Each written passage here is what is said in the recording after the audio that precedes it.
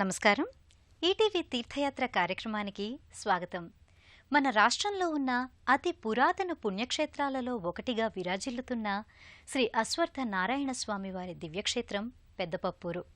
భగవద్గీతలో చెప్పిన విధంగా భగవంతుడు ప్రతి యుగంలో అవతరించి దుష్ట శిక్షణ, శిష్ట రక్షణ చేసి తన ఉనికిని పలు విధాలుగా పలు పేర్లతో చాటుకుంటున్నాడు. మూలతో బ్రహ్మరూపాయ, మధ్యలో విష్ణురూపినే, అగ్రతః శివరూపాయ, వృక్ష రాజయతే నమః అంటూ వేదాలు కొనియాడాయి. శ్రీమన్నారాయణుడు తన భక్తుడైన విదురుణ్ణి అనుగ్రహించి అతని అభీష్టం మేరకు లోక కళ్యాణార్థం అశ్వత్థ వృక్షంలో కొలువయ్యాడు. ఆ పరంపరలోనే అశ్వత్థ వృక్షనీడలో ఆరుబయట శ్రీ సింగరభట్టు మహాముని కోరిక మేరకు కొలువుదీరిన శ్రీ అశ్వత్థ నారాయణ స్వామి వారి కోవెల ఇది. ఇవాల్టి తీర్థయాత్ర కార్యక్రమంలో అనంతపురం జిల్లా తాడిపత్రికి సమీపంలో ఉన్న పెద్దపప్పూరు దివ్యాలయ విశేషాలను వీక్షిద్దాం.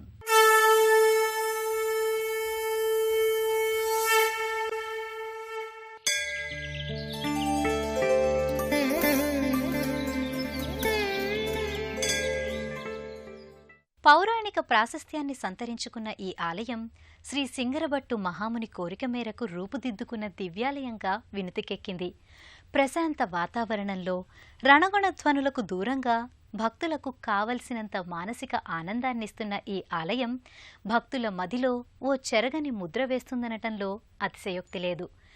ఎందరో భక్తవరేణ్యుల సహకారంతో దినదినాభివృద్ధి చెంది ఇప్పుడున్న ఈ ఆలయ రూపురేఖల్ని సంతరించుకుంది. విష్ణుం నారాయణం కృష్ణం మాధవం మధుసూదనం హరిం నరహరిం రామగోవిందం దతివాహనం అని విష్ణు భగవానుని 10 పేర్లు జపిస్తే సర్వశుభాలు కలుగుతాయని బ్రహ్మ వైవర్త పురాణంలో విష్ణునామ మహిమ విశేషంగా పేర్కొనబడింది. ఆ మహావిష్ణువు దుష్ట శిక్షణ, శిష్ట రక్షణ చేయడం కోసం పలు యుగాల్లో 10 అవతారాలెత్తి తన యుగధర్మాన్ని నిర్వహించాడు. ఆ స్వామి నిజావతారమూర్తికి సంబంధించిన ఆలయాలు అత్యంత అరుదైనవి. ఆ నేపథ్యంలో శ్రీ సింగరభట్టు మహాముని చేత ఆవిష్కారమైన అరుదైన దివ్యక్షేత్రం అనంతపురం జిల్లా పెద్దపప్పూరులో వేంచేసిన శ్రీ అశ్వత్థ నారాయణ స్వామి ఆలయం. త్రేతాయుగం నాటి పురాణగాథతో ముడిపడి ఉన్న ఈ ఆలయం మహిమాన్వితాలకు నెలవుగా భాసిల్లుతోంది. పినాకినీ నదీ పరివాహ ప్రాంతాన ఈ కోవెల నెలకొని ఉంది. 1857 సంవత్సరంలో తురుష్కుల దండయాత్రల వలన శ్రీ సింగరభట్టు మహాముని ప్రతిష్ఠ చేసిన నారాయణ విగ్రహం ధ్వంసమైపోవడం వల్ల తిరిగి 2వ విగ్రహాన్ని ప్రతిష్ఠించడం జరిగింది. పామిడి వంశస్థుల ఆధ్వర్యంలో పూజా కార్యక్రమాలు జరుగుతూ నేడు దినదిన ప్రవర్ధమానమై వెలుగొందుతూ వస్తోంది. ఈ ఆలయ దర్శనానికై వచ్చిన భక్తులకు ముందుగా ప్రవేశద్వారం ఒకటి సాదరంగా ఆహ్వానిస్తున్నట్లు కనిపిస్తూ ఉంటుంది. ప్రవేశద్వారాన్ని దాటి ప్రశాంతమైన ఆలయ లోగిల్లోకి ప్రవేశిస్తారు భక్తులు. ఈ లోగిలి సుందర ప్రకృతిలో వృక్ష సముదాయంతో ధ్యాన నిష్టకు అనుకూలంగా మిక్కిలి మనశ్శాంతిని, చిత్తశాంతిని ప్రసాదించేదిగా అలరారుతూ ఉంటుంది.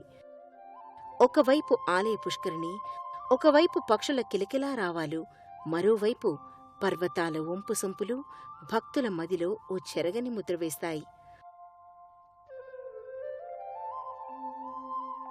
అన్ని ఆలయాలకు మల్లే కాకుండా ఈ ధామం రావి వృక్ష నీడలో ఆరుబయట శ్రీనారాయణస్వామి కొలువుతీరి ఉండటం విశేషం.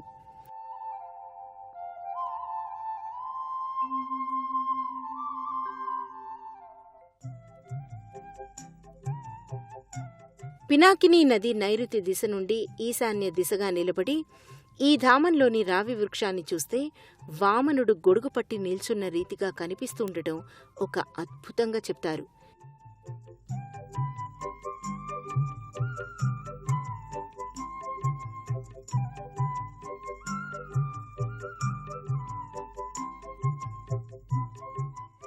ఈ గర్భాలయ ప్రవేశద్వార ప్రాకారాదుల పై భాగాన శ్రీ మహావిష్ణువు శేషశయనుడై బ్రహ్మదేవుడు నాభియందుండగా అమ్మవారు పాదసేవలో నిమగ్నమైన దృశ్యం కనిపిస్తూ ఉంటుంది.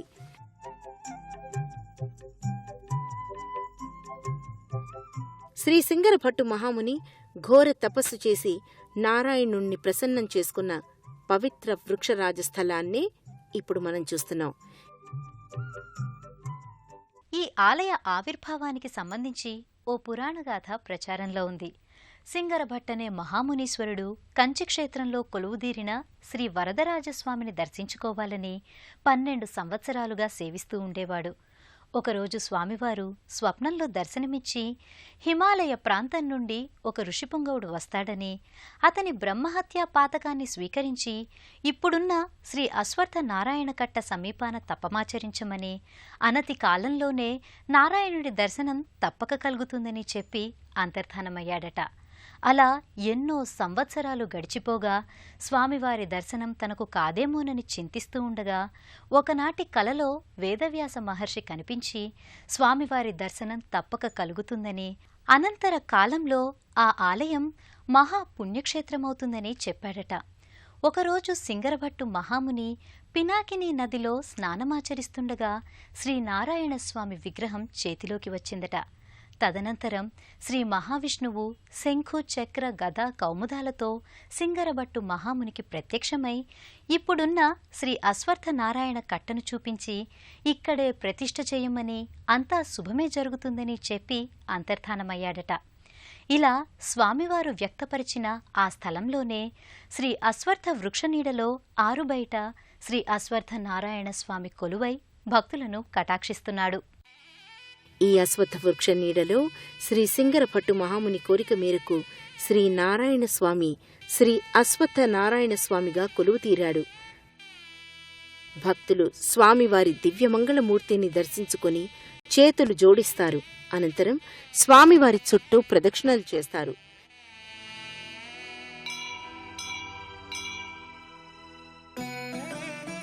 సమీపాన్నే ఈ అశ్వత్థ వృక్ష నీడలోనే గణపతి, సుబ్రహ్మణ్య, అమ్మవారు, జంట నాగుల మూర్తులు నెలకొని ఉంటాయి.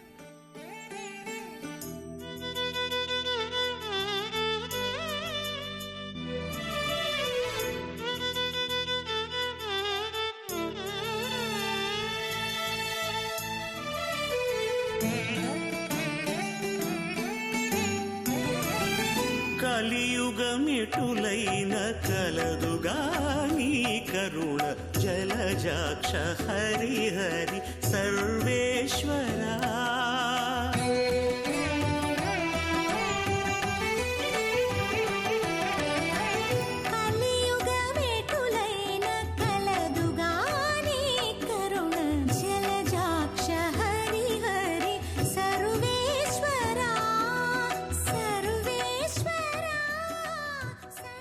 స్వామివారికిచ్చిన హారతి గైకొని తీర్థ ప్రసాదాలు స్వీకరిస్తారు.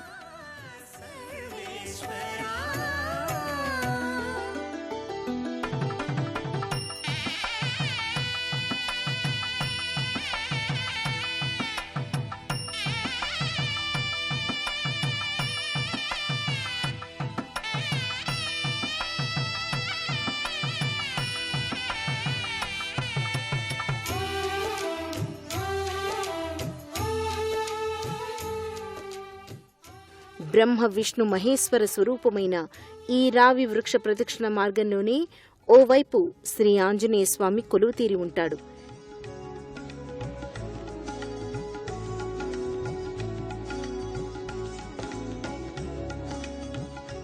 ఈ స్వామి సింధూరమయమై బ్రహ్మముడిని ధరించి భక్తులకు దర్శనమిస్తున్నాడు. ఈ వృక్షానికి మహిళా మణులు తమ కోరికలు నెరవేరాలని మొక్కుకొని ముడుపులు కడతారు. కోరికలు నెరవేరగానే ఈ ముడుపును విడిపించి తమ మొక్కును స్వామివారికి చెల్లించుకుంటారు. ఈ వృక్షం చుట్టూ 5 గాని 8 గాని 18 గాని 108 గాని ప్రదక్షిణలు చేస్తే ధర్మబద్ధమైన ఏ కోరికైనా తప్పక నెరవేరుతుందని ఇక్కడి స్థల పురాణ కథనం.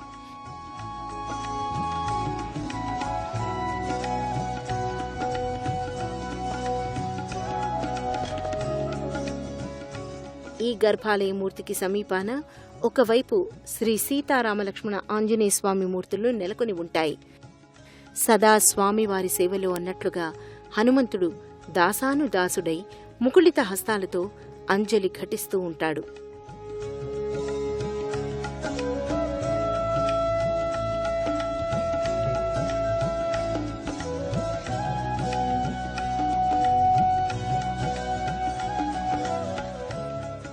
ఈ మూర్తులకు కొద్ది దూరంలో నవగ్రహ మంటపం నెలకొని ఉంటుంది. తమకు గ్రహబాధల నుండి విముక్తిని ప్రసాదించమని ఆ నవగ్రహాలను భక్తితో వేడుకుంటారు.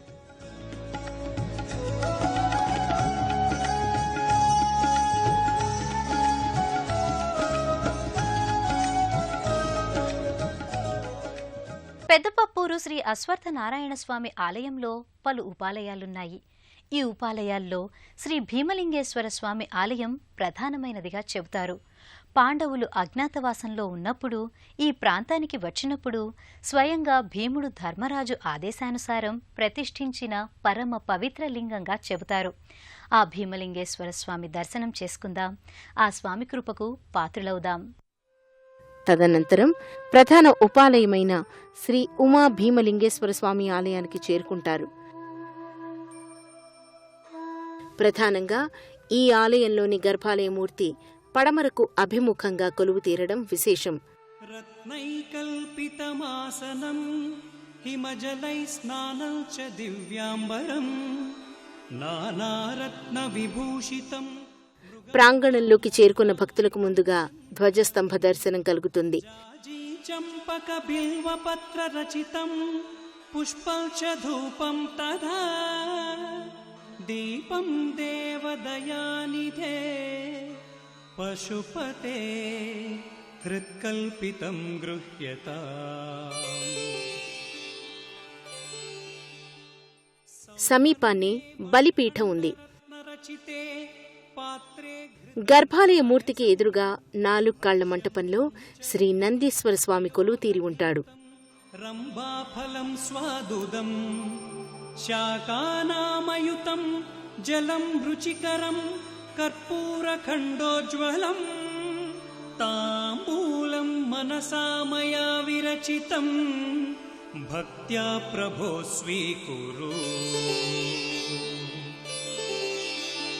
ఛత్రం చామరయోర్యుగం వ్యజనకం చాదర్శకం నిర్మలం వీణాభేరి మృదంగకాహలకళా గీతం చ నృత్యం తథా సాష్టాంగం ప్రణతిస్తుతిర్బహువిధా ఏతత్ సమస్తం మయా సంకల్పేన. ప్రధాన ముఖ మంటపం ఇనుప చట్రాలతో నిర్మితమై ఉంది. సువిశాలమైన ముఖమంటపం వర్ణశోభితమై ఈ ఆలయలోగిలి అణువణువు ఆధ్యాత్మిక శోభతో శివభక్తి పారమ్యతతో అలరారుతోంది. గర్భాలయంలో స్వామివారు లింగ రూపంలో కొలువుతీరి భక్తులకు నేత్రానందాన్ని కలిగిస్తూ ఉంటాడు.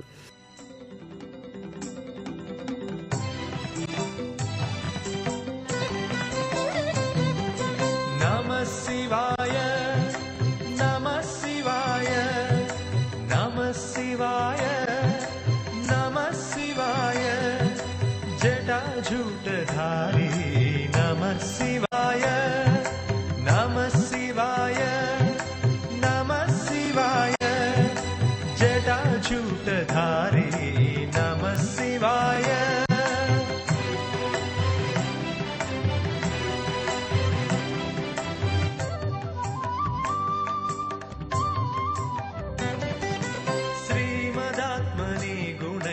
सिंधवे नमः शिवाय धामलेशधूतलोकबन्धवे नमः शिवाय नामशोषितानमद्भवान्धवे नमः शिवाय पामरेतरप्रदानबन्धवे नमः शिवाय नमः शिवाय नमः शिवाय जटाजूटधारी नमः शिवाय.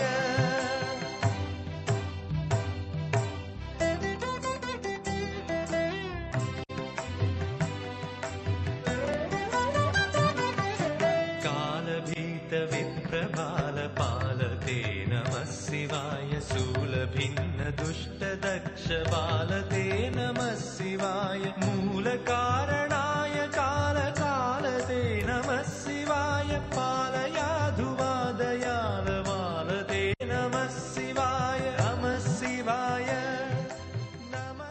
మాఘమాసం 3వ శనివారం అర్ధరాత్రి 12 గంటలు దాటిన తర్వాత శ్రీ మహావిష్ణువు శ్రీ సింగరభట్టు మహామునికి దర్శనం ఇవ్వడం వల్ల ఆ రోజున వేలాది మంది భక్తులు ఈ అశ్వత్థనారాయణ కట్టకు చేరుకుంటారు. ముక్కోటి ఏకాదశి, కృష్ణాష్టమి, సుబ్రహ్మణ్య షష్ఠి వంటి పర్వదిన విశేషాలే కాకుండా కార్తీక మాసంలో అఖండ దీపారాధన, లక్ష బిల్వార్చన వంటి కన్నుల పండువైన వేడుకలు ఈ లోగిలిలో పరిఢవిల్లుతాయి. పెద్దపప్పూరులో వేంచేసి ఉన్న శ్రీ అశ్వత్థ నారాయణస్వామి భక్త సులభునిగా వినుతికెక్కాడు. కోరిన వారి పాలిట కొండంత దేవరుగా పూజలందుకుంటున్నాడు. ఈ నేపథ్యంలో ఎందరో భక్తులు స్వామిని ఇష్టదైవంగా ఆరాధించుకుంటున్నారు.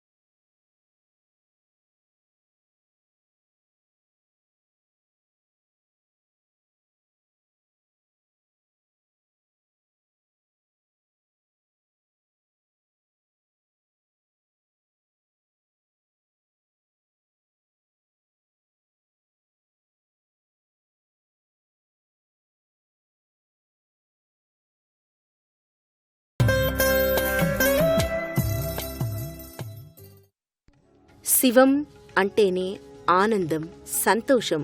అలాంటి బ్రహ్మానంద స్వరూపుణ్ణి శ్రీ అశ్వత్థనారాయణ స్వామిని, ఇతర ఉపాలయాల్లోని దేవతల్ని భక్తులు దర్శించుకొని సంతుష్టులవుతారు. ఆ హరిహర స్వరూపుల ఆశీర్వాదాలు మనందరికీ కలగాలని మనసారా అర్థిద్దాం. సర్వే జనా సుఖినో భవంతు. నమ్మి కొలిచిన వారి హృదయాంతరాలలో సదా నేను నివాసముంటానని నిరూపించాడు ఆ శ్రీహరి. ఆర్తిగా పిలిస్తే ఆదుకుంటానని సెలవిచ్చాడు. ఆ పరమాత్మ పలు విధాలుగా తన రూప సంవిధానాన్ని ప్రకటిస్తూ భక్తుల్ని కటాక్షిస్తున్నాడు. బ్రహ్మ, విష్ణు, మహేశ్వర స్వరూపమైన అశ్వత్థ వృక్షరాజ నీడలో కొలువుదీరిన శ్రీ అశ్వత్థ నారాయణస్వామి, శ్రీ భీమలింగేశ్వర స్వామివార్ల కరుణ కటాక్ష వీక్షణాలు మనందరిపై ప్రసరించాలని కోరుకుంటూ మరో తీర్థయాత్రలో మళ్లీ కలుసుకుందాం. అంతవరకు సెలవు మరి. నమస్కారం.